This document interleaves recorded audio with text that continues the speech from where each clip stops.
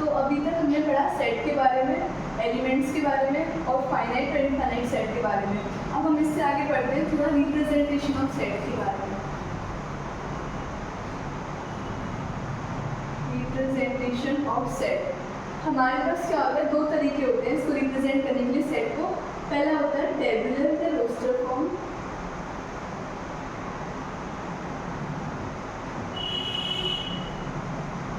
एक होता है सेट बिल्डर फॉर्म।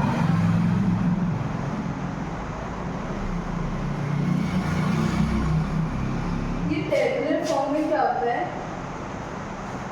सेट्स को कर्ली ब्रैकेट्स में रिप्रेजेंट करते हैं। इसके अंदर जो एलिमेंट्स होते हैं वो कॉमा से सेपरेट होते हैं। जैसे कि मैं आपसे बोलूँ एग्जाम्पल के लिए, वॉवल्स, इंग्लिश में जितने वॉवल्स होते हैं ए, ई, आई, ओ, यू, तो इसमें इसको ये जो रिप्रेजेंटेशन है इसको हम बोलते हैं टेबुलर और रोस्टर फॉर्म। इसमें जो एलिमेंट्स हैं वो कॉमा से रिप्रेजेंट हो रहे हैं।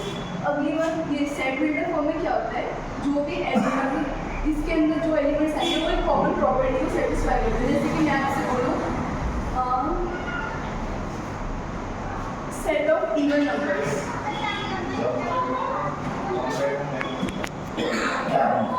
इवन नंबर्स कौन से होते हैं, 0, 2, 4, 6, 8, 10, 12 एंड सो ऑन।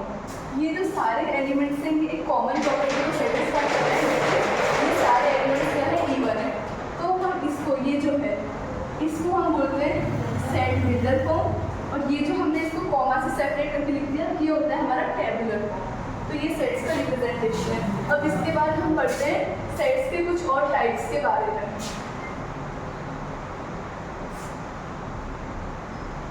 तो दो बताए, एक फाइनाइट सेट, एक इनफाइनाइट सेट, और एक होता है नल सेट। नल सेट, इसका दूसरा नाम होता है एम्प्टी सेट। अब जैसा कि हमें नाम से ही पता चल रहा है एम्प्टी मतलब जिस सेट के अंदर एक भी एलिमेंट्स ना आए, the set having no elements.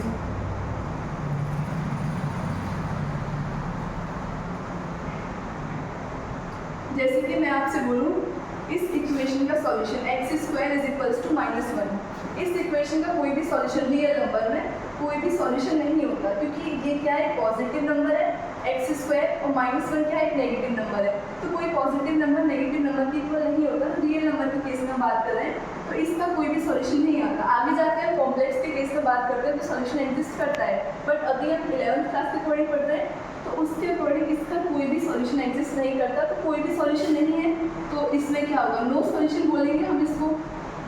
तो ये जो है ये क्या है, एक तरीके से एम्प्टी सेट है। इसको हम डिनोट करते हैं फाई से, PHI, या फिर नॉर्मली अभी सेट के अंदर कोई भी एलिमेंट नहीं है तो ऐसे कर्ली ब्रैकेट्स, इसके अंदर कोई भी एलिमेंट नहीं है। तो ये हुआ हमारा एम्प्टी सेट के बाद।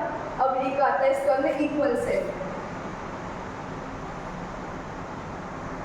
इक्वल सेट में क्या होता है, दो सेट है A और B, इन दोनों के अंदर जो जो भी एलिमेंट्स आएंगे, जो भी एलिमेंट्स हुए वो आपस में इक्वल होने चाहिए, मतलब सेम एलिमेंट्स आने चाहिए इस सेट के अंदर भी और इस सेट के अंदर भी।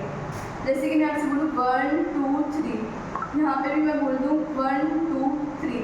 एक बात ये होती है सेट के अंदर जो है ये इंडेक्स मैटर नहीं करता, आप 1 को यहाँ लिखो या यहाँ लिखो या यहाँ लिखो, कहीं भी लिख सकते हैं, उस चीज़ से कोई फर्क नहीं पड़ता। तो अब देखो 1 हमारा यहाँ पे भी है, 1 हमारा यहाँ पे भी है, 2 हमारा यहाँ है, 2 हमारा यहाँ है, 3 हमारा यहाँ है, 3 हमारा यहाँ है। मतलब जो एलिमेंट्स A सेट के अंदर है वही एलिमेंट्स B सेट के अंदर भी हैं। तो A और B क्या होगा है, आपस में इक्वल हो गए, मतलब A सेट = B सेट, मतलब ये दोनों सेट क्या है, आपस में इक्वल सेट। मैं दूसरा एग्जाम्पल लूँ, मान लो A = है तुम्हारा A, B, C और B = है हमारा A, B, C और D। अब देखो A यहाँ पर भी है, यहाँ पर भी है, B यहाँ भी है, यहाँ भी है, C यहाँ भी है, यहाँ भी है, पर D को देखो, D इस सेट में तो है पर इस सेट में नहीं है। तो A और B सेट दोनों आपस में इक्वल नहीं होते, क्योंकि इक्वल होने के लिए सेम एलिमेंट्स का होना जरूरी होता है। तो A ≠ B, देखिए दोनों सेट आपस में इक्वल नहीं है, तो ये हमारा इक्वल सेट।